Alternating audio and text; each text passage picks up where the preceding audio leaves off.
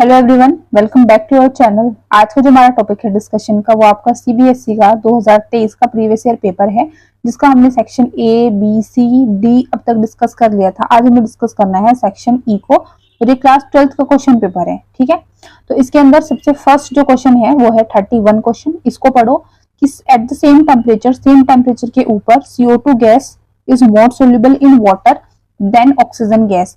एक आपके पास टेम्परेचर है, वो आप टेम्परेचर कुछ भी मान लो, सपोज करो वो रूम टेम्परेचर है 298 केल्विन। ठीक है, लेट कर लिया हमने 1 मिनट के लिए। तो उस 298 केल्विन के ऊपर CO2 गैस तो ज्यादा सोल्यूबल है और ऑक्सीजन गैस क्या है, कम सोल्यूबल है। ठीक है, अब इन्होंने पूछा है कि इस बेसिस पे आप बता दो किसकी वैल्यू होगी हायर KH के लिए। तो सबसे पहली बात तो यहाँ पे KH क्या है, KH होता है हेनरीज कांस्टेंट। क्या होता है KH? हेनरीज कांस्टेंट, और जिसकी वैल्यू डिपेंड करती है किसके ऊपर, सोल्युबिलिटी के। और ये कैसे डिपेंड करती है, ये सोल्युबिलिटी के इनवर्सली क्या होती है, प्रोपोर्शनल। तो हेनरीज कांस्टेंट की वैल्यू सोल्युबिलिटी के इनवर्सली प्रोपोर्शनल है, मतलब कि जिस गैस की सोल्युबिलिटी ज्यादा है उसकी हेनरीज कांस्टेंट की वैल्यू क्या हो जाएगी, कम। अब सोल्युबिलिटी ज्यादा किसकी है यहाँ पे, CO2 की। तो CO2 के लिए जो KH की वैल्यू होगी वो क्या होगी, मिनिमम, या आप बोल सकते हो कि लेस होगी। और वहीं पे ऑक्सीजन के लिए KH की वैल्यू क्या हो जाएगी, ज्यादा हो जाएगी। तो पूछा है ना which of them will have higher value of KH, तो किसकी वैल्यू होगी KH की ज्यादा, ऑक्सीजन की। तो फर्स्ट हम यहाँ से बोलेंगे किसकी ज्यादा होगी, oxygen gas will have higher KH value. तो ऑक्सीजन गैस की हायर KH वैल्यू होगी। रीजन क्या है, क्योंकि इसकी सोल्युबिलिटी कम है। अब क्यों होगी, ये चीज हमने पढ़ ही ली कि जो हेनरीज कांस्टेंट होता है वो इनवर्सली प्रोपोर्शनल होता है सोल्युबिलिटी के। तो अगर O2 की सोल्युबिलिटी कम है मींस इसकी KH वैल्यू ज्यादा है, या हम बोल सकते हैं कि अगर KH वैल्यू ज्यादा है तो सोल्युबिलिटी क्या है, कम है। वाइस वर्सा हम यहाँ पे बोल सकते हैं। तो 31st का बस इतना सा ही आंसर था, जिसमें आपको लिखना था which one of them will have higher value of KH। तो आपको आंसर लिखना था oxygen, because it is having lower solubility as compared to CO2 at the same temperature. आई थी चीज समझ में। अब इसके बाद 32 का जो सेकंड पार्ट है उसमें आपसे देखो क्या पूछा गया है, how does the size of the blood cells change. कैसे साइज ब्लड सेल्स का चेंज होगा जब when placed in an aqueous solution, जब आप उसको प्लेस करोगे एक्वस सॉल्यूशन के अंदर containing more than 0.9% mass by volume of sodium chloride. Means यहाँ पे आपके पास एक सोल्यूशन है, किसका सोल्यूशन है ये, NaCl का सोल्यूशन है, जो कि 0.9% है मास बाय वॉल्यूम के। ठीक है, तो उन्होंने पूछा कि ब्लड सेल्स कैसे यहाँ पे चेंज होंगे। तो अगर मैं आपको एक लाइन में आंसर करूं कि ब्लड सेल्स जो है वो यहाँ पे हो जाएंगे shrink, blood cells will shrink. अब ब्लड सेल्स श्रिंक होने का कारण क्या है हम उसको समझते हैं। देखो सबसे पहली बात ये है कि ये जो NaCl का सोल्यूशन है जिसके पास 0.9% मास बाय वॉल्यूम से ज्यादा वैल्यू है, ठीक है, ये जो सोल्यूशन है ये है हाइपरटोनिक इन नेचर। कैसा सोल्यूशन है ये, हाइपरटोनिक इन नेचर। और हाइपरटोनिक सॉल्यूशंस कौन से सॉल्यूशंस होते हैं, हाइपरटोनिक सॉल्यूशंस वो सॉल्यूशंस होते हैं जिनके अंदर हायर कंसंट्रेशन होती है सॉल्यूट्स की और लोअर कंसंट्रेशन होती है वाटर के मॉलिक्यूल्स की। ठीक है, तो हाइपरटोनिक सॉल्यूशंस के अंदर क्या होगा, हायर कंसंट्रेशन होगी सोल्यूट की, लोअर कंसंट्रेशन होगी वाटर की। ठीक है, अब ब्लड सेल्स को अगर हम इस एक्वस सॉल्यूशन के अंदर रखें तो होगा क्या, तो होगा ये, क्योंकि हाइपरटोनिक ये सॉल्यूशन है तो यहाँ पे लोअर कंसंट्रेशन है ना वाटर मॉलिक्यूल्स की, तो ब्लड सेल के अंदर जो वाटर मॉलिक्यूल्स हैं वो ब्लड सेल से बाहर निकल के इस NaCl वाले सॉल्यूशन के अंदर आ जाएंगे। कैसे आएंगे, by the process of osmosis. किस प्रोसेस से आएंगे ये, ऑस्मोसिस के प्रोसेस से आएंगे।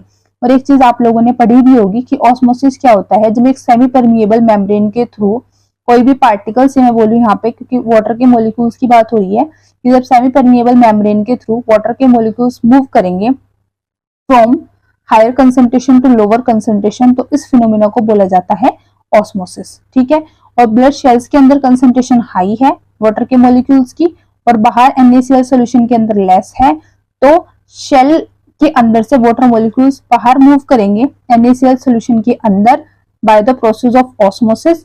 ठीक है, इसलिए जो ब्लड सेल्स होंगे यहाँ पे क्या करेंगे, वो श्रिंक करेंगे। ठीक है, अगर आपसे बोलते कि aqueous solution containing less than 0.9% mass by volume, तो जो हमारे ये ब्लड सेल्स होते फिर वो श्रिंक ना करके वो स्वेल कर जाते हैं, ठीक है। फिर क्या कर जाते हैं वो स्वेल, क्योंकि फिर ये जो NaCl वाला सोल्यूशन है ये हाइपरटोनिक ना होके कैसे होता, हाइपोटोनिक होता।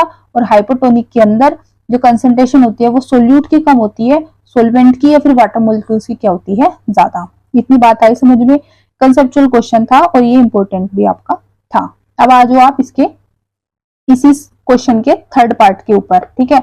अगर आप लोगों को कोई भी डाउट होता है तो मेरे से पूछ लिया करो, फिर बाद में आप लोग चिल्लाओ, देखो उस चीज से कोई फायदा नहीं है, ठीक है। तो ध्यान से समझा करो।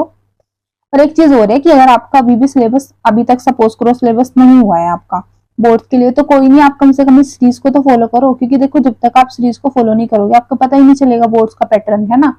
अब आप लोगों की एक हैबिट होती है कि हम एनसीईआरटी को तो हाथ नहीं लगाएंगे, साइड बुक्स पढ़ेंगे, ठीक है। फिर आपके नंबर नहीं आते, फिर बाद में आप लोग हाई हल्ला उतारते हो। तो बेहतर है कि एनसीईआरटी की लाइन टू लाइन पढ़ो, एक एक लाइन को पढ़ो और उसको समझो। और अगर आप लोगों को एनसीईआरटी की लाइनें समझ नहीं आती है तो जैसे मैं क्लास 10th के लिए एनसीईआरटी की लाइन बाय लाइन समझाती हूँ, ऐसे ही मैं क्लास 12th के लिए भी बता दूंगी, पर उसके लिए आप लोगों को अपनी चुप्पी तोड़नी पड़ेगी, ठीक है। तो मुझे बता देना अगर आप लोग चाहते हो लाइन टू लाइन पढ़ना। जैसे ऑर्गेनिक तो मैंने आपको कराई दी सारी, अब फिजिकल की वाली सीरीज में स्टार्ट करूंगी, तो उसमें अगर आप लोग लाइन टू लाइन पढ़ना चाहते हो और कंसेप्चुअल क्वेश्चंस क्या बन सकते हैं वो सब करना चाहते हो तो please let me know in the comment section, ठीक है। अब इसका थर्ड पार्ट देखो कि 1 molal aqueous solution of an electrolyte, आपके पास 1 मोलल एक्वस सोल्यूशन है किसी भी इलेक्ट्रोलाइट का जो किस टाइप का है, A2B3 टाइप का, और वो 60% आयनाइज्ड है। कितना है वो, 60% आयनाइज्ड है। मीन्स यहाँ पे आपको अल्फा की वैल्यू दे दी, अल्फा की वैल्यू कितनी दे दी, 60%, तो मैं लिख दूं इसको 60/100 विच इज इक्वल्स टू 0.6, ठीक है। Calculate the boiling point of this solution, so इन्होंने आपको बोल दिया कि आप बॉइलिंग पॉइंट निकाल दो सोल्यूशन का, और आपको के भी दे रखा है फॉर वाटर के लिए, ठीक है। क्या दे रखा है, के भी दे रखा है वाटर के लिए, और के भी क्या होता है, कांस्टेंट होता है। और ये क्या होता है, कौन सा कांस्टेंट होता है, ये बताओ मुझे, के भी कौन सा कांस्टेंट होता है, बॉइलिंग पॉइंट एलिवेशन कांस्टेंट, या फिर आप उसको यूब्लोस्कोपिक कांस्टेंट भी बोलते हो, ठीक है। अब सबसे पहले अगर मेरे को यहाँ पे बॉइलिंग पॉइंट निकालना है सोल्यूशन का, तो बॉइलिंग पॉइंट का एक फॉर्मूला होता है जो हम कैसे लिखते हैं, delta TB equal to i into K B into M, ठीक है। डेल्टा टी क्या है, चेंज इन हमारा बॉइलिंग पॉइंट जो होगा, आई है वेंटो फैक्टर, के बी क्या है यूब्लोस्कोपिक कांस्टेंट, एम है यहाँ पे मोलैलिटी, ठीक है। अब अगर आपको एक चीज पता है कि डेल्टा टीबी की वैल्यू किसके बराबर होती है, डेल्टा टीबी की जो वैल्यू होती है वो किसके बराबर होती है, TB minus T naught of B, TB minus T naught of B, जहां पे टी नोट किसका होता है, हमारे प्योर सोलवेंट का होता है, ठीक है, which is equal to i naught into K B into M. अब के बी की वैल्यू आपको यहाँ पे दे रखी है, ठीक है, मोलैलिटी भी दे रखी है, मोलैलिटी कितनी है 1 है, के बी की वैल्यू दे रखी है जो कि कितनी है 0.52 केल्विन केजी मोल इनवर्स है ना। तो आपको यहाँ से एक तो आई की वैल्यू निकालनी है, किसकी वैल्यू निकालनी है, आई की वैल्यू आपको यहाँ से निकालनी है, ठीक है। और अगर हम प्योर सोलवेंट की बात करते हैं तो प्योर सोलवेंट की जो टी नोट बी की वैल्यू होगी वो कितनी होगी, कितनी होती है प्योर सोलवेंट के लिए 100 डिग्री सेल्सियस होती है, कितनी होती है 100 डिग्री सेल्सियस, और आप इसको केल्विन में चेंज करोगे तो 100 + 273 कितना बन जाता है 373 केल्विन। तो इतनी सी बात आई आपको समझ में। तो अब अगर हम इस क्वेश्चन को, इस सोल्यूशन को हम यहाँ पे देखो फर्दर ऐसे सोल्व करें, साइड में कर लेते हैं, ठीक है। तो टीबी के आपको क्या चाहिए, बॉइलिंग पॉइंट चाहिए सोल्यूशन का, और सोल्यूशन का कौन सा होता है, टीबी वाला, प्योर सोलवेंट का होता है टी नोट बी वाला। तो मतलब मेरे को टीबी की वैल्यू यहाँ से निकालनी है, तो टीबी की वैल्यू निकालने के लिए मेरे को टी नोट बी पता है, के भी पता है, एम पता है। तो सबसे पहले मैं यहाँ पे वेंटो फैक्टर की वैल्यू निकाल लू, किसकी वैल्यू निकालू, सबसे पहले मैं यहाँ पे आई की वैल्यू निकाल लू। अब आई की वैल्यू मुझे निकालनी है, बट उससे पहले एक दो बातों का ध्यान रखना है। अब क्या, आई के 2 से 3 फॉर्मूले होते हैं, लेकिन जो आपको कंडीशन दे रखी है आपको उस हिसाब से आई की वैल्यू को निकालना है। जैसे यहाँ पे ना आपको अल्फा की वैल्यू दे दी है ना, कितना दे दिया कि 60% ये डिसोसिएटेड है, और ये आपका क्या होता है डिसोसिएशन तो शो करता है ना, अल्फा डिग्री ऑफ डिसोसिएशन, तो कितना हो रहा है डिसोसिएशन 60%, मींस अल्फा की वैल्यू कितनी आई 0.6। तो आपके पास ये एक फॉर्मूला होता है, अगर आपको ध्यान है, alpha equals to i minus का 1 बाई एन माइनस का 1, एन यहाँ पे कितने नंबर ऑफ कटायंस है, अनायन है आफ्टर द डिसोसिएशन। तो अल्फा की वैल्यू तो कितनी है 0.6, आई की वैल्यू मेरे को निकालनी है -1 बाई एन। अब अगर आप यहाँ से बात करते हो एन की वैल्यू की, तो एन की वैल्यू कितनी है, ये आपके पास है A2B3 टाइप का इलेक्ट्रोलाइट। किस टाइप का है, A2B3 टाइप का ये इलेक्ट्रोलाइट है। तो ये कैसे टूट सकता है, 2A पॉजिटिव 2A है ना, और ये कैसे टूटेगा 3B नेगेटिव। लेकिन क्या ये ओवरऑल न्यूट्रल है, नहीं है। तो न्यूट्रल करने के लिए आपको क्या करना पड़ेगा, 2A + 3 and 3A and 3B - 2। ठीक है, तो ओवरऑल आप देखो ये कितने हो जाएंगे कटायन आपके, 3 2 जा 6, अनायन भी कितने हो जाएंगे 3 2 जा 6। ठीक है, लेकिन ये तो बात है कि ये टूटता कैसे है, डिसोशिएट कैसे होता है, लेकिन उस चीज का तो हमें यहाँ पे ध्यान नहीं देना है ना। उस चीज का अगर हम यहाँ पे ना ध्यान दें, अरे क्या गड़बड़ हो जाती है इसमें। ठीक है, तो अगर हम उस चीज का ना यहाँ पे ध्यान दें, अब आप एक चीज देखो, तो टोटल अगर मैं आपसे पूछूं यहाँ पे जो टोटल वैल्यू होगी, तो टोटल वैल्यू कितनी हो जाएगी एन की, आपके पास ए कितने हैं 2, बी कितने हैं 3, तो A2B3 कितना है, ये A2B3 है, मीन्स टोटल एन की वैल्यू कितनी हो जाती है 5। ठीक है, यहाँ से देखो 2 and 3 is 5, तो एन की वैल्यू कितनी है 5, तो 5 - 1 is 4।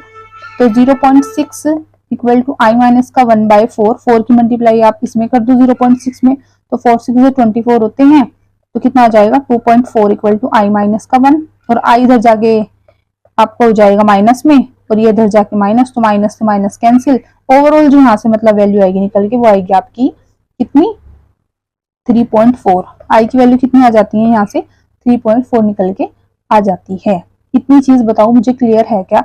यहाँ से आपको पहले देखना था कि एन की वैल्यू कितनी है, तो आपको इलेक्ट्रोलाइट देखना है किस तरह का है, इसके अंदर ए कितने हैं 2, बी कितने हैं 3।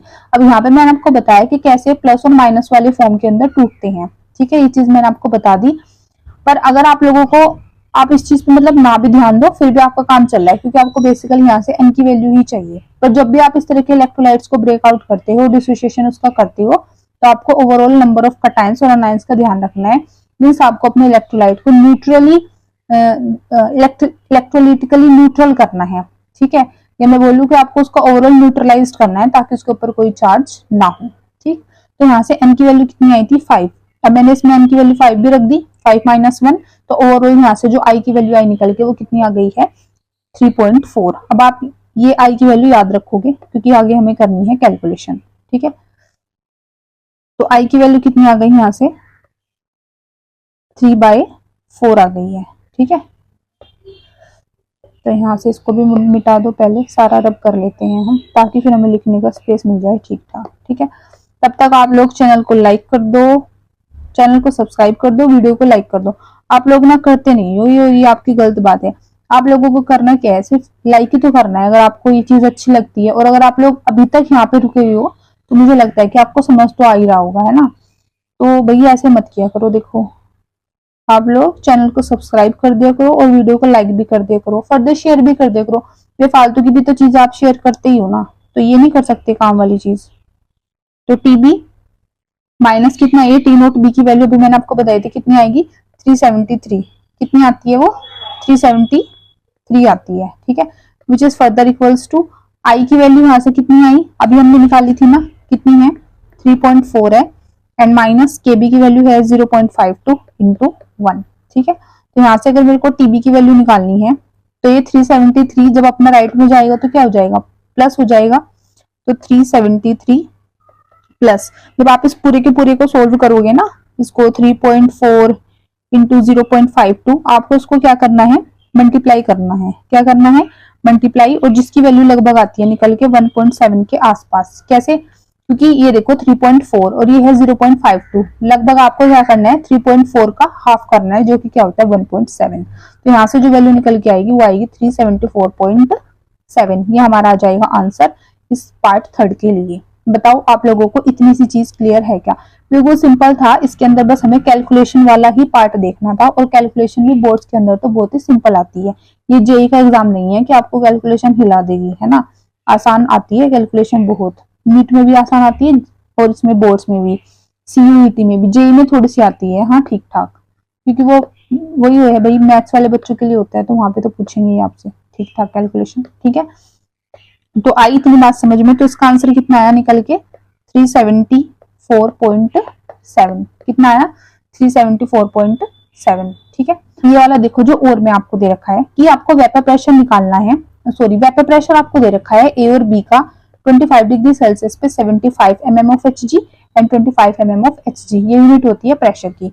अगर ए और बी को हम मिक्स कर दे इस तरीके से कि जो मोल फ्रैक्शन होंगे ए के वो मिक्सचर में होंगे 0.4, तो आपको कैलकुलेट करनी है mole fraction of be in the vapour phase. क्या करने हैं कैलकुलेट, मोल फ्रैक्शन निकालनी है बी के वेपर फेज के अंदर। ठीक है, और एक फॉर्मूला होता है जब भी हम मोल फ्रैक्शन निकालते हैं वेपर फेज के अंदर, तो जो हम फॉर्मूला लगाते हैं वो क्या लगाते हैं कि प्रेशर ऑफ बी, क्या लगाते हैं हम फॉर्मूला, हम लगाते हैं प्रेशर ऑफ बी, ठीक है, इक्वल टू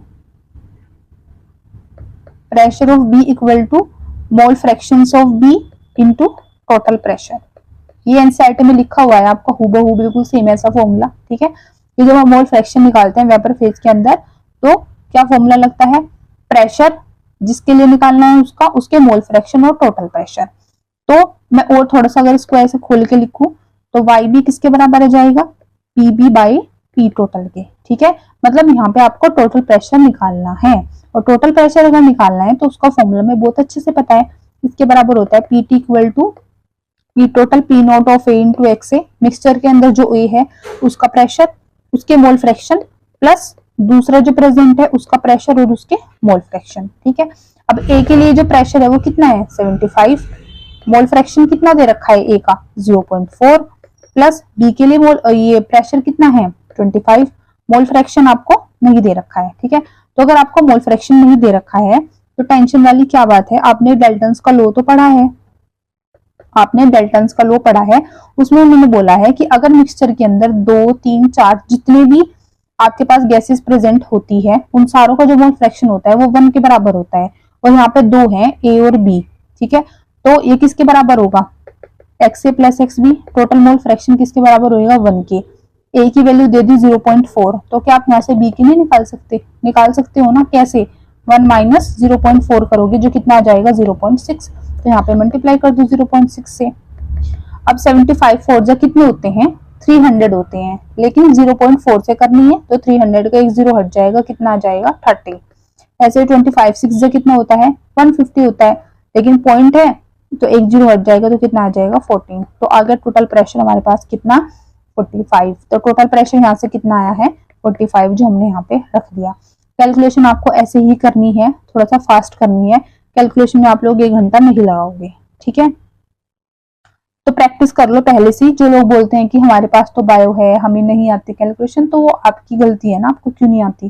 10th तक तो आपने मैथ्स पढ़ी और उस टाइम आप हवा में होते हो कि हम बायो लेंगे तो हम मैथ्स का एमबी नहीं पढ़ेंगे, लेकिन मैथ्स आपको इतनी तो आनी चाहिए एटलीस्ट कि आप फिजिक्स और केमिस्ट्री के न्यूमेरिकल कर पाओ। ठीक है, तो ये आपको प्रैक्टिस करनी पड़ेगी। अब पी टोटल की वैल्यू कितनी आई निकल के 45 आई है। ठीक है, कितनी आई है 45। अब यहाँ से मेरे को क्या निकालना है पीबी की वैल्यू, तो पीबी की वैल्यू किसके बराबर होगी P naught B into X B. ठीक है, तो यहाँ से अगर मैं वाई बी के लिए निकालू, मोल फ्रैक्शन निकालू मैं बी के, तो P naught B into X B. अब P naught B into X B ये था और इसकी वैल्यू कितनी आई थी 15, तो मैंने लिखा 15 एंड डिवाइडेड बाई कितना आ जाता है 45, और फिर आप फर्दर इसको डिवाइड कर लो, 5 3 जा 15, 5 9 जा 45, 3 1 जा 3, 3 3 जा 9, 1/3 which is equals to 0.33। तो ये आ जाएगा हमारा आंसर इस पर्टिकुलर न्यूमेरिकल के लिए। तो बताओ क्या आप लोगों को इतनी सी बात समझ में आई। ठीक है, तो ये न्यूमेरिकल था हमारा बी वाला। ठीक है ना, आई ये चीज समझ में, तो इसलिए न्यूमेरिकल की प्रैक्टिस करो ज्यादा से ज्यादा। ठीक है, अब ताकि मेरे को क्या मिले।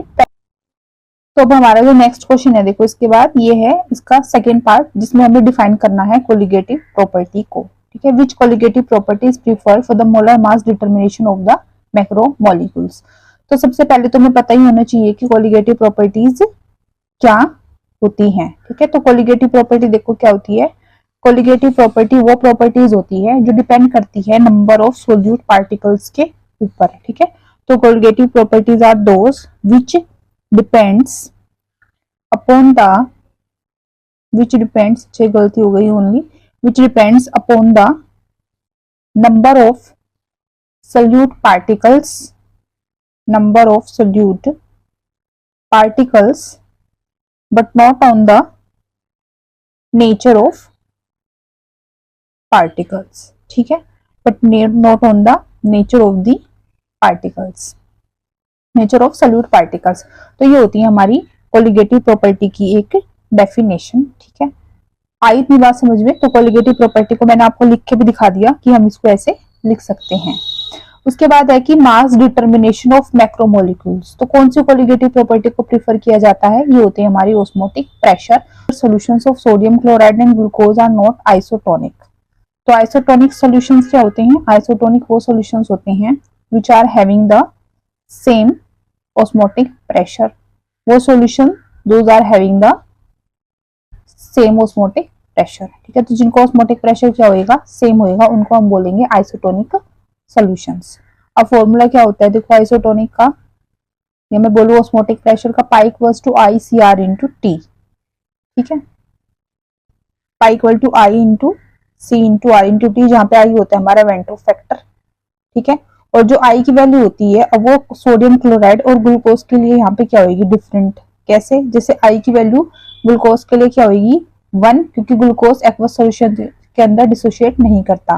वहीं पे अगर मैं बात करूं NaCl के लिए, इसकी आई की वैल्यू कितनी होगी? 2, बिकॉज डिसोशिएट करके क्या देगा? Na+Cl-, ठीक है।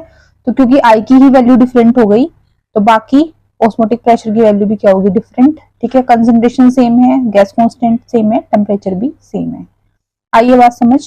तो थर्ड वाले में क्योंकि आई की वैल्यू डिफरेंट, तो इनके क्या मैं बोल सकती हूँ? ऑस्मोटिक प्रेशर भी डिफरेंट होंगे। These are not isotonic solution. आ रही है इतनी बात समझ, ठीक है। तो आप लोगों को ये चीजें ध्यान से देखनी है। अच्छा, उसके बाद एक चीज और है कि अगर हम बात करें, अगर आप लोगों को देखो वीडियो अच्छी लगती है तो करना क्या है? आपको वीडियो को लाइक करना है, ठीक है। अगर आपको ये वीडियोस अच्छी लगती हैं तो वीडियो को लाइक करना है, चैनल को सब्सक्राइब करना है और फर्दर शेयर भी करना है, जो कि आप लोग नहीं करते, ठीक है। तो अगर आपको वीडियो अच्छी लग रही है और आप लोग यहाँ तक रुके हो तो आपको ये काम करना है, ठीक है। अच्छा, उसके बाद अब अगर हम डिस्कस करें आगे अपने क्वेश्चंस को, तो इसके बाद हमारा क्वेश्चन नंबर है 32, ठीक है, जिसमें क्या है? Answer any 5 questions of the following. हमें सिर्फ 5 ही क्वेश्चंस का आंसर करना है इनमें से, बट हम सारे ही करेंगे क्योंकि हम यहाँ पे कर रहे हैं। तो ए है NN diethyl benzene sulfonamide is insoluble in alkali. Alkali मतलब होता है बेस, ठीक है, बेसिक सॉल्यूशन। इसका क्या कारण है? तो उसके लिए पहले हम स्ट्रक्चर बना लेते हैं NN डाइथाइल बेंजीन सल्फोनामाइड की, जो की होती है ये बेंजीन, इस पे S, double bond O N, और इस पे क्या लगा दी मैंने? 2 इथाइल ग्रुप। तो ये क्या बन गया? NN diethyl benzene sulfonamide. अब ये इनसोल्युबल क्यों होता है एल्कली के अंदर या बेस के अंदर? उसका कारण है कि इसके पास एसिडिक हाइड्रोजन नहीं होता है। क्या नहीं होता है इसके पास? No acidic hydrogen. और जब एसिडिक हाइड्रोजन ही नहीं है तो ये बेस के अंदर सोल्यूबल नहीं होगा, ठीक है।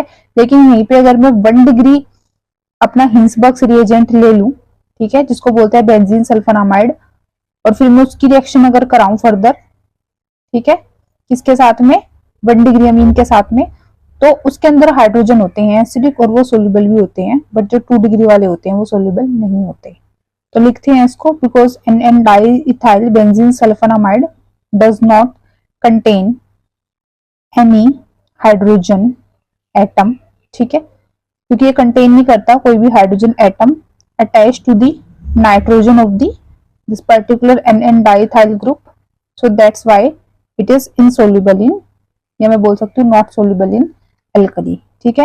लेकिन अगर इसके बजाय हम 1 डिग्री अमीन लेते हैं तो वो सोल्यूबल होते हैं, 2 डिग्री या फिर 3 डिग्री सोल्यूबल नहीं होते अगर हम इनकी रिएक्शन कराते हैं हिंसबर्ग्स रिएजेंट के साथ में। आई इतनी चीज समझ में? तो they are insoluble in alkali, या हम बोल सकते हैं बेस। इसके बाद अब अगर हम बात करते हैं अपने नेक्स्ट क्वेश्चन की, जो कि है 32 का बी पार्ट। क्या है? 32 का बी पार्ट, ठीक है। कोई भी क्वेश्चन अगर समझ नहीं आता तो कमेंट सेक्शन में बता देना, वो मैं आपको दोबारा से करा दूंगी। थोड़ी सी स्पीड लगानी पड़ रही है क्योंकि फिर ये सेशन ना काफी ऐसे लंबे चल जाते हैं। तो नेक्स्ट देखो, aniline doesn't undergo Friedel craft reaction. Aniline क्या होती है? ये होती है स्ट्रक्चर बेंजीन के ऊपर NH2।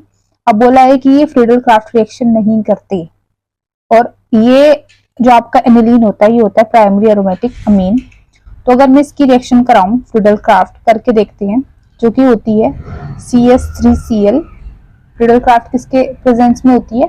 CS3Cl, ठीक है, अल्काइल क्लोराइड, और साथ में क्या लेंगे? कोई भी लुईस एसिड लेंगे। तो यहाँ पे हम ले लेते हैं अपना लुईस एसिड AlCl3।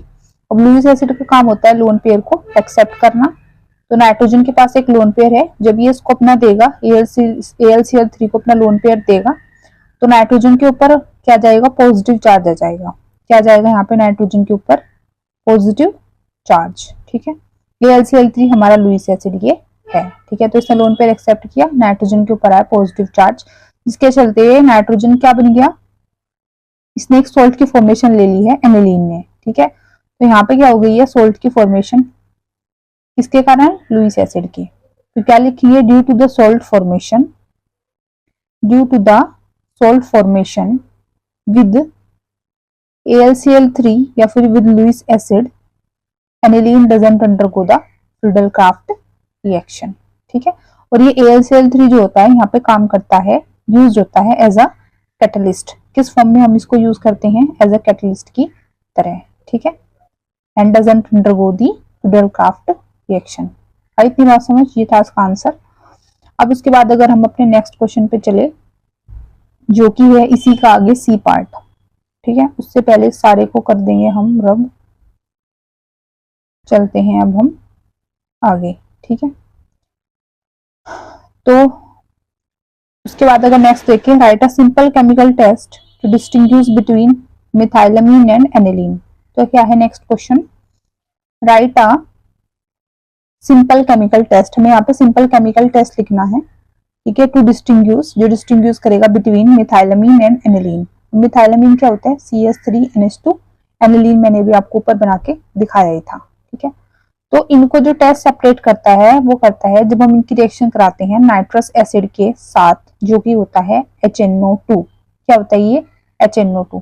तो HNO2 के साथ जब मैं रिएक्शन कराती हूँ एनिलीन की, ठीक है, किसकी रिएक्शन कराती हूँ? जब मैं एनिलीन की रिएक्शन कराती हूँ, जो कि बेंजीन के ऊपर क्या होता है? बेंजीन के ऊपर NH2 ग्रुप होता है।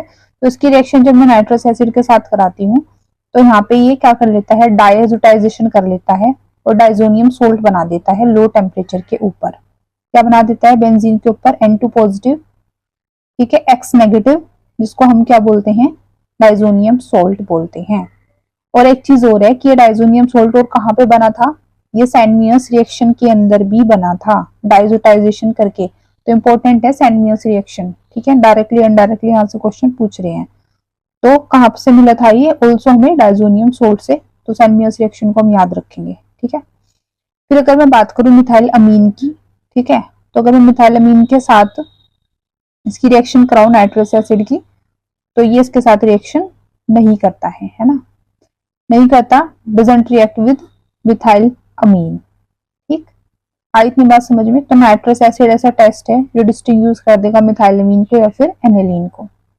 एक चीज और है, अच्छा, ये जो डाइजोनियम सोल्ट है, अगर मैं फर्दर इसकी रिएक्शन कराती हूँ, बस एक्स्ट्रा इन्फॉर्मेशन है फिनोल के साथ, तो ये ना हमें एक डाई दे देता है जो कि होती है ऑरेंज कलर की। तो हम ये भी लिख सकते हैं यहाँ पे कि जो एनिलीन है वो तो ऑरेंज डाई दे रहा है, लेकिन जो मिथाइलमीन है वो हमें कोई डाई एज सच नहीं दे रहा है, ठीक है। तो ये एक टेस्ट है जो डिस्टिंग्विश करता है मिथाइलमीन को और एनिलीन को।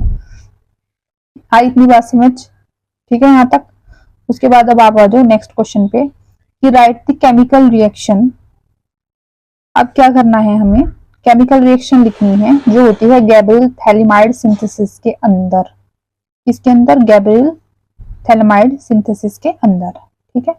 तो right the chemical reaction involving Gabriel phthalimide synthesis. NCERT के अंदर एनिलीन चैप्टर में डायरेक्ट ये आपको दे रखी है और ये मैंने भी वीडियोस के अंदर कराया है, ठीक है, अमीन चैप्टर की। तो देखो अब ये हमने बना लिया किसका स्ट्रक्चर? गैब्रियल थैलिमाइड का। ये क्या है? गैब्रियल थैलिमाइड है, ठीक है। तो अब इसकी अगर मुझे रिएक्शन करानी है तो फर्स्ट ऑफ ऑल मैं क्या करूंगी? थैलिमाइड की रिएक्शन कराऊंगी बेस के साथ में। किसके साथ में? किसी भी स्ट्रॉन्ग बेस के साथ में, ठीक है। तो थैलिमाइड की स्ट्रक्चर एक बार बन जाती है तो हम यहाँ पे लेंगे स्ट्रॉन्ग बेस, जो कि क्या ले रहे हैं? KOH। जब KOH की मैं इसके साथ में रिएक्शन कराऊंगी तो होगा क्या? हमें जो प्रोडक्ट मिलेगा वो ये मिलेगा कि नाइट्रोजन नाइट्रोजन के बगल में आ जाएगा के। नाइट्रोजन, अब हुआ क्या कि यहाँ से वाटर मॉलिक्यूल आउट हुआ है, हाइड्रोजन निकला नाइट्रोजन के पास से OH के, ठीक है। उसके बाद नेगेटिव आया N के ऊपर, के ऊपर आया पॉजिटिव। फर्दर जब मैं इसकी रिएक्शन कराती हूँ अल्काइल हैलाइड के साथ, तो होता ये है कि अब मेरे को N के बगल में क्या मिलेगा, R मिलेगा, ठीक है, अल्काइल ग्रुप। क्यों? क्योंकि R पॉजिटिव X नेगेटिव की फॉर्म में यहाँ पे ब्रेकआउट हुआ था, ठीक है। तो ये जो N नेगेटिव है ये किसके पास जाएगा, R के, और K पॉजिटिव जाएगा X नेगेटिव के पास। Opposite charges attract each other. अब फर्दर अगर मैं इसकी रिएक्शन कराऊं, अब ये जो मुझे यहाँ से इतना प्रोडक्ट मिला है, ठीक है, इसका नाम क्या होता है, एन एल्काइल थैलिमाइड। इसका अगर मैं नाम लिखूं, ये जो यहाँ पे बना है अभी हमारा, ये पूरा प्रोडक्ट तो हमें नहीं मिला, बीच में है ना, तो इसका नाम क्या है, एन एल्काइल थैलिमाइड, ठीक है, ये है। अब अगर मैं फर्दर, अभी ये रिएक्शन खत्म नहीं हुई, आगे भी है। अब अगर मैं फर्दर अब इसकी रिएक्शन कराऊं इसके साथ में, बेस के साथ में, जो कि मैंने लिया है NaOH, तो होगा क्या, benzene C double bond O, C double bond O negative Na positive, नीचे भी O नेगेटिव Na पॉजिटिव, और साथ में मुझे यहाँ से जो मेन प्रोडक्ट मिलेगा वो मिलेगा RNH2, that is primary amine, ठीक है। क्या मिला, 1 डिग्री अमीन मिला। तो एक चीज ये समझने वाली है कि ये जो थैलिमाइड है ये हमें क्या देते हैं, इनकी रिएक्शन प्राइमरी अमीन्स देते हैं, 1 डिग्री अमीन देते हैं। तो याद रखना है, थैलिमाइड की अगर आपको रिएक्शन करानी है तो वहां से जो प्रोडक्ट मिलेगा वो क्या मिलेगा, ऑलवेज प्राइमरी अमीन्स हमें यहाँ पे प्रोडक्ट मिलेंगे, ठीक है। तो किस लिए यूज कर रहे हैं इस रिएक्शन को, यूज फॉर 1 डिग्री अमीन की प्रिपरेशन के लिए। आई इतनी बात समझ, बताओ यहाँ तक अगर आपको कोई भी दिक्कत है तो, ठीक है ना। तो इतनी बात में कोई भी दिक्कत है क्या, ठीक है। तो यहाँ से इसको रब करो। अब चलते हैं हम आगे, ठीक है। तो साथ साथ अपनी एनसीईआरटी भी पढ़नी है आपको, क्योंकि सारे के सारे जो क्वेश्चंस है ना वो एनसीईआरटी के ही हैं, ठीक है। अब आ जाओ उसके बाद नेक्स्ट क्वेश्चन। नेक्स्ट क्वेश्चन क्या है, इसको मिटा दो यहाँ से। नेक्स्ट क्वेश्चन क्या है कि how will you convert aniline to para bromo aniline, कि हम कैसे कन्वर्ट करेंगे एनिलीन को किसके अंदर, पैरा ब्रोमो एनिलीन के अंदर। तो एनिलीन बनाओ, ठीक है, और पैरा पोजीशन पे लगा दो ब्रोमीन, तो ये क्या है, पैरा ब्रोमो एनिलीन। तो कैसे कन्वर्ट करोगे, अब देखो कैसे कन्वर्ट करेंगे। सबसे पहले हमने यहाँ पे बनाया है क्या, सबसे पहले करना क्या है आपको, एक्चुअल में यहाँ पे एसिटाइलेशन करना है। एसिटाइलेशन क्यों करना है, क्योंकि ये जो ग्रुप होता है NH2 ये काफी एक्टिवेटिंग ग्रुप होता है। क्या होता है, ये एक्टिवेटिंग ग्रुप होता है, जिसके चलते ये रिएक्शन को कराता है at ortho and para position पे।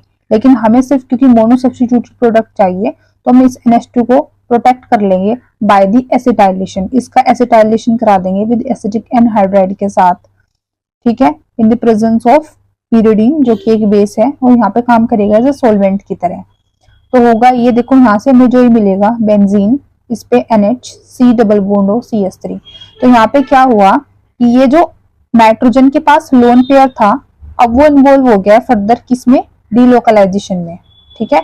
तो यहाँ पे जो लोन पेयर है वो फ्री नहीं है, मतलब हमने इसको क्या कर लिया, ग्रुप को प्रोटेक्ट कर लिया, क्योंकि लोन पेयर को बिजी करा दिया हमने C डबल बॉन्ड O के साथ डीलोकलाइजेशन में। अब मैं अगर इसके further reaction कराऊं Br2 CH3 COH के साथ में, तो होगा क्या कि पैरा पोजीशन पे इंट्रोड्यूस हो जाएगा ब्रोमीन, और बाकी आपको ऊपर तो ये सेम ग्रुप आएगा ही। अब करना क्या है कि इस ग्रुप को भी मुझे क्या करना है, हाइड्रोलिसिस करना है, ताकि मेरे को क्या मिले। तो यहाँ से जो हमें प्रोडक्ट मिल रहा है वो प्रोडक्ट का नाम क्या है, पैरा ब्रोमो एनिलीन, ठीक है। तो पैरा पोजीशन पे आ गया है ब्रोमीन, और ये जो हमारा प्रोडक्ट मिला ये क्या मिला है, पैरा ब्रोमो एनिलीन, ठीक है। आई थी बात समझ में, यहाँ तक बताओ अगर आप लोगों को कोई भी डाउट है तो, ठीक है। तो ये थी हमारी रिएक्शन जिसमें हमने कन्वर्ट किया है एनिलीन को तो पैरा ब्रोमो एनिलीन, ठीक है। एसिटाइलेशन कराना है बस, ताकि वो जो पर्टिकुलर ग्रुप है हमारा NH2 वो क्या हो जाए, वहां पे प्रोटेक्ट हो जाए, ठीक है। अब आ जाओ नेक्स्ट क्वेश्चन पे, जिसमें हमें क्या करना है, complete the following reaction, F part है ये। तो ये मैंने रखा है सबसे पहले डाइजोनियम सोल्ट, इसकी रिएक्शन करा रखी है HBF4 के साथ, जिसको बोलते हैं फ्लोरोबोरिक एसिड। क्या बोलते हैं जिसको हम, फ्लोरोबोरिक एसिड, ठीक है। तो फ्लोरोबोरिक एसिड के साथ जब हम रिएक्शन कराएंगे अपनी डाइजोनियम सोल्ट की, तो होगा क्या कि Cl नेगेटिव हट के यहाँ पे क्या आ जाएगा, BF4 नेगेटिव। तो benzene NH2 positive BF4 negative, ऐसा क्यों हुआ? क्योंकि HbF4 टूटेगा H positive and BF4 negative की फॉर्म में। ठीक है, अब फर्दर जब मैं इसकी रिएक्शन सोडियम नाइट्राइट के साथ कराऊंगी in the presence of copper and heat, यहाँ पे होगा क्या? सिर्फ NO2 ग्रुप आ जाएगा, मींस नाइट्रोबेंजीन हमारा क्या बन जाएगा? यहाँ पे एक मेजर प्रोडक्ट बन जाएगा। ठीक है, हुई इतनी चीज क्लियर? तो ये जो क्वेश्चन था हमारा वो एनिलीन चैप्टर का ही था, सॉरी अमीन्स चैप्टर का ही था। ठीक, नेक्स्ट जो क्वेश्चन है इसमें देखो हमें A और B बताना है। तो बेंजोइक एसिड जो है, बेंजोइक एसिड की रिएक्शन जब मैं NH3 के साथ कराऊंगी अमोनिया के साथ, तो यहाँ से सबसे पहले वाटर आउट होगा। ठीक है, और बेंजीन के ऊपर बनेगा C double bond O NH2 group. क्या बनेगा? C double bond O NH2 group. ठीक है, उसके बाद फर्दर यहाँ पे ये आपका बना है A प्रोडक्ट, वाटर आउट हुआ। फिर जब इस A को मैं रिएक्ट कराऊंगी Br2 प्लस NaOH के साथ में, तो ये एक रिएक्शन है कौन सी? होफमैन ब्रोमोमाइड डिग्रेडेशन रिएक्शन, जिसमें क्या होता है कि ये जो C डबल बॉन्ड O वाला ग्रुप हो जाता है कार्बोनिल ग्रुप, वो वहां से हट जाता है। ठीक है, और डायरेक्ट जो हमारा NH2 ग्रुप है वो R ग्रुप पे लग जाता है। अब R यहाँ पे है बेंजीन, तो क्या लग गया? बेंजीन के ऊपर। ठीक है, तो ये आ गया है हमारा प्रोडक्ट यहाँ पे B। तो आई इतनी बात समझ में? ठीक है, तो इसमें होफमैन ब्रोमाइड भी थी और साथ में पहले वाटर को भी, मतलब डिहाइड्रेशन रिएक्शन भी थी। तो दो रिएक्शन को मिक्स करके आपसे ऐसे सवाल पूछे जाएंगे। नेक्स्ट क्वेश्चन देखो 33, the melting and the boiling point of zinc, cadmium and the mercury are low. कि जो मेल्टिंग और बॉइलिंग पॉइंट होता है जिंक का, कैडमियम का, मरकरी का, वो लो होता है। तो सबसे पहले हम इनके इलेक्ट्रॉनिक कन्फिगरेशन लिखते हैं 3d10, कैडमियम की 4d10 एंड मरकरी की कितनी होगी? 5d10। तो वैलेंस शेल में इतनी होगी। ठीक है, अब कह रहे हैं कि जो मेल्टिंग और बॉइलिंग पॉइंट है वो इनका लो है। तो लो होने का कारण है कि यहाँ पे कोई भी अनपेयर्ड इलेक्ट्रॉन नहीं है, बिकॉज यहाँ पे क्या है? नो अनपेयर्ड इलेक्ट्रॉन्स है ना। यहाँ पे क्या है? अनअवेलेबिलिटी है अनपेयर्ड इलेक्ट्रॉन्स की। ठीक है, तो उसके कारण क्या होगा? अनपेयर्ड इलेक्ट्रॉन्स के कारण यहाँ पे क्या होगा? ड्यू टू विच यहाँ पे जो मेटेलिक बॉन्डिंग होगी वो यहाँ पे नहीं होगी। ठीक है, तो कोई भी मेटेलिक बॉन्डिंग यहाँ पे नहीं होगी। क्यों नहीं होगी? क्योंकि अनपेयर्ड इलेक्ट्रॉन्स ही नहीं है। तो जब अनपेयर्ड इलेक्ट्रॉन्स ही नहीं है तो क्या होगी? मेटेलिक बॉन्डिंग नहीं होगी, और अगर होगी भी तो कैसी होगी? वीक मेटेलिक बॉन्डिंग होगी। ठीक है, जिसके चलते इनके बॉइलिंग और जो मेल्टिंग पॉइंट्स होंगे जिंक, कैडमियम, मरकरी के, वो क्या होंगे? लो होंगे। ठीक है, तो due to weak bonding between the atoms. ठीक है, वीक बॉन्डिंग, या फिर मैं बोलूं होगी ही नहीं, है ना। होगी तो कैसी होगी? वीक बॉन्डिंग होगी। आई इतनी चीज समझ में? ठीक है, बोलो। तो 33 का ये था फर्स्ट। अब देखो सारे के सारे ने कंसेप्चुअल क्वेश्चन ही हैं आपके। ठीक है, तो 33 का फर्स्ट था ये। अब हम बात करते हैं इसके बाद 33 के सेकंड पार्ट में। ठीक है, 33 के सेकंड पार्ट में चलते हैं।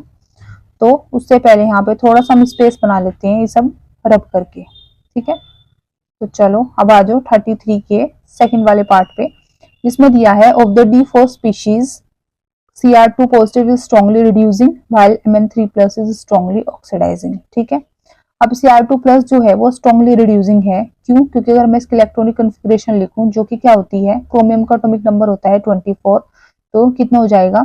3d4 4s2 होता है। ठीक है, लेकिन जब दो इलेक्ट्रॉन निकले तो 4s0। फिर मैग्नीज की क्या होगी? 3d4 4s कितना हो जाएगा? 0। इसकी भी वैलेंस शेल की ये होगी। अब देखो जो क्रोमियम है, क्रोमियम रिड्यूसिंग क्यों होगा? क्योंकि क्रोमियम के पास है 3d4। ठीक है, लेकिन T2G में अगर इसके पास 3 इलेक्ट्रॉन्स होंगे, अगर क्रोमियम को मैं +3 में कर दूं तो T2G में इसके पास कितने होंगे? 3 इलेक्ट्रॉन्स होंगे।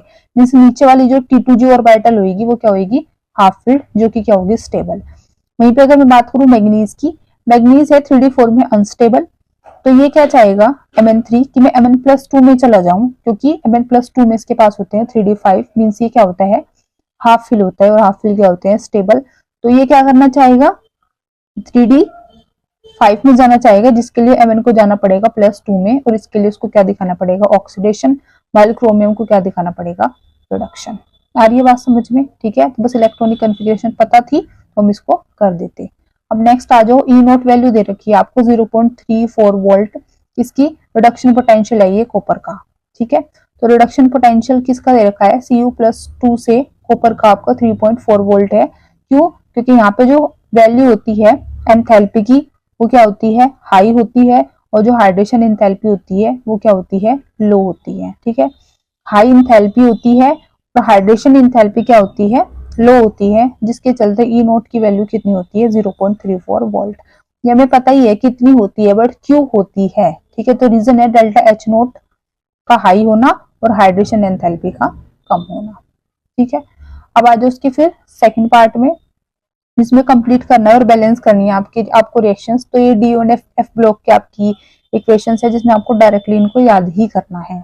तो कि MnO4 को अगर हम हीट करते हैं तो ये हमें Q2MnO4 देता है, प्लस साथ में क्या देता है, MnO2 देता है, प्लस साथ में ऑक्सीजन देता है। तो ये आपको याद होनी चाहिए, इनको आप लर्न कर लेना। एज सच इनका कोई यहाँ पे ट्रिक या कोई मैं बोलूँ कुछ ऐसा कोई कंसेप्ट है नहीं, ठीक है। क्योंकि ऐसे Cr2O7 2 नेगेटिव को अगर आप रिएक्शन कराओगे तो आपको क्रोमियम +3 में मिलेगा यहाँ पे, ठीक है। आयोडीन 3I2 प्लस क्या मिलेंगे 7 वाटर मॉलिक्यूल्स मिलेंगे। तो लेफ्ट में क्रोमियम +6 में है, राइट में किस में जा रहा है, वो +3 में जा रहा है, ठीक है। आई इतनी बात समझ में।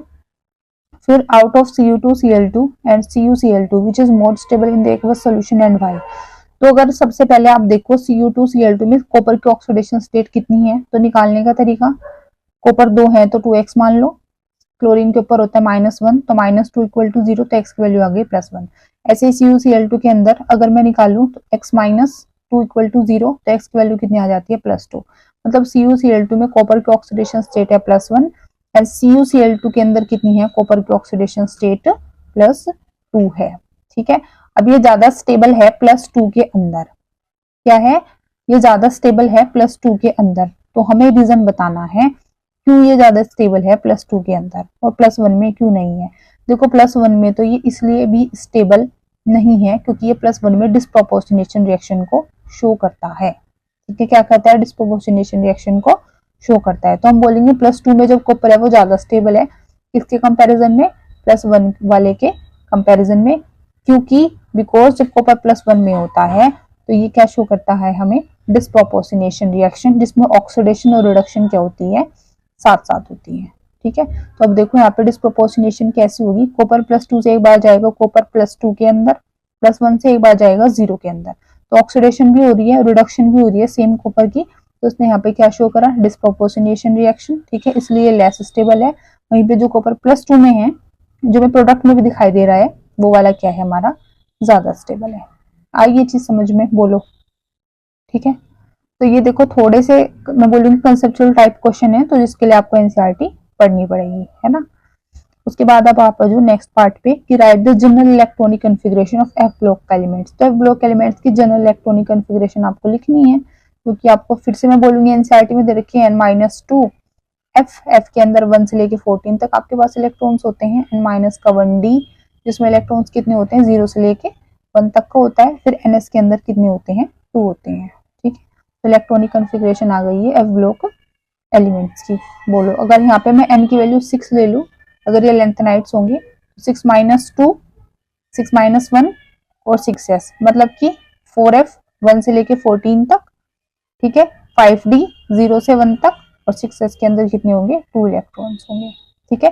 ये बात है लेंथेनाइड्स की। अगर एक्टिनाइड्स की बात करेंगे तो n की वैल्यू क्या रखेंगे, फिर हम यहाँ पे 7 रखेंगे। आई इतनी चीज समझ, ठीक है। तो यहाँ से अब इसको रब करके नेक्स्ट क्वेश्चन पे चलो।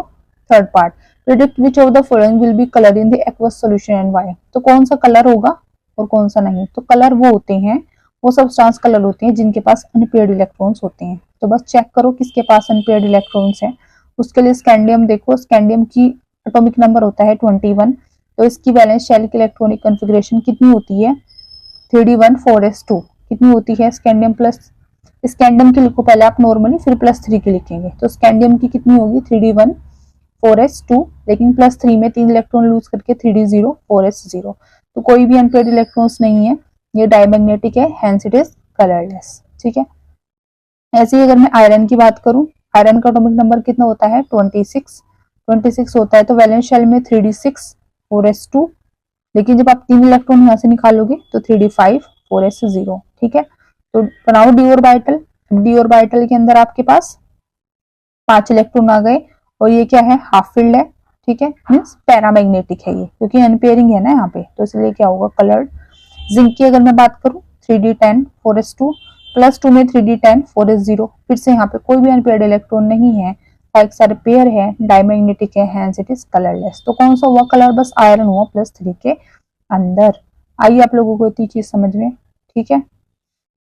उसके बाद देखो थोड़ी सी यहाँ पे मेरी स्पीड ज्यादा इसलिए है क्योंकि ये कंसेप्चुअल टाइप क्वेश्चन है ना। तो मतलब ऐसा नहीं है कि आपको यहाँ पे कोई कंसेप्ट बनाने हैं या क्या करना है, और कंसेप्ट बनानी है तो फिर आपको उसके लिए लंबी वीडियोस देखनी पड़ेगी, ठीक।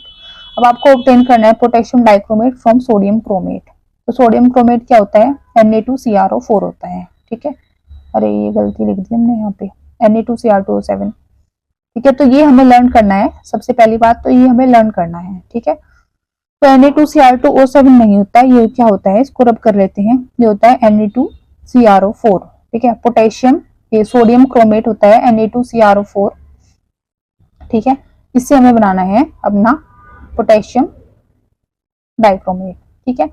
तो Na2CrO4 हम ले लेंगे, ठीक है। और इसकी रिएक्शन अब कराएंगे किसके साथ में, 2H+ के साथ में एसिडिक कंडीशन में। तो ये हमें देगा Na2Cr2O7, ठीक है, प्लस क्या देगा, प्लस ये हमें बाकी और क्या देगा, 2Na+ देगा, प्लस का यहाँ से क्या देगा, वाटर देगा, ठीक है। फिर जब हम Na2Cr2O7 की रिएक्शन इसकी फर्दर कराएंगे किसके साथ, KCl के साथ, क्योंकि हमें सोडियम को चेंज करना है पोटेशियम से। तो हमें मिलेगा पोटेशियम डाइक्रोमेट K2Cr2O7 प्लस का 2NaCl। तो आई बात समझ में। तो ये फिर से डी ब्लॉक के अंदर DNF ब्लॉक वाले चैप्टर में आपको दे रखी है प्रिपरेशन, वहां से आपको पोटेशियम डाइक्रोमेट की, परमैंगनेट की, इन दोनों की तो याद करनी है क्योंकि आपसे अल्टरनेट ईयर्स पे पूछते ही पूछते हैं, ठीक है। नेक्स्ट क्वेश्चन देखो, why do transition metal and their compound show the catalytical activities. तो ट्रांजिशन मेटल्स कौन से होते हैं, ग्रुप नंबर 3 से लेके 12 तक जो आपके होते हैं, बट 12th को आप एक्चुअली में ट्रांजिशन नहीं बोलते बिकॉज ये आपके फुल्ली फिल्ड डी ऑर्बिटल्स वाले होते हैं। और ट्रांजिशन वो होते हैं जो पार्शली फिल्ड होती हैं, जिसके अंदर डी ऑर्बिटल्स है ना। तो इसके अंदर क्योंकि फुल्ली फिल्ड तो नहीं होती, तो हम इसको एज सच ट्रांजिशन तो नहीं बोलेंगे, बट हाँ डी ब्लॉक का एलिमेंट बोलेंगे, ठीक है। अब ये ऐसा क्यों है कि ट्रांजिशन मेटल्स जो है वो कैटालिटिकल एक्टिविटी शो करता है। एक तो देखो इनको होता है वेरिएबल ऑक्सीडेशन स्टेट, ठीक है। एक तो क्या होता है इनका वेरिएबल ऑक्सीडेशन स्टेट भी होता है, ठीक है। तो लिखते हैं चलो पहले, because of their ability to form, because of their ability to show variable oxidation state, इनका क्या होता है, वेरिएबल ऑक्सीडेशन स्टेट होता है। ये +2 से लगभग +7 तक दिखाते हैं। एंड कॉम्प्लेक्स की फॉर्मेशन ये करते हैं, साथ साथ ये लार्जर सरफेस एरिया प्रोवाइड करते हैं, जिसके कारण ये कैटालिटिकल प्रॉपर्टीज एक्टिविटी को शो करते हैं। तो आइए आप लोगों को ये बात समझ, ठीक है। तो ये जो कंसेप्चुअल क्वेश्चन है इसमें मैंने थोड़ी सी स्पीड तेज की है, कारण ये है देखो कि ये हमारा 2023 वाला पेपर के अंदर लगभग 5 से 6 पार्ट आ गए हैं, ठीक है। तो हमें अभी करने हैं 5 ईयर्स, तो थोड़ी सी जब हम स्पीड बनाएंगे तो तभी ये आपका हो पाएगा, ठीक है। तो आज के लिए इतना ही, थैंक यू सो मच। तो वीडियो को लाइक करो, चैनल को सब्सक्राइब करो, फर्दर शेयर भी करो ताकि और भी लोगों तक ये सारी वीडियो पहुंच जाए।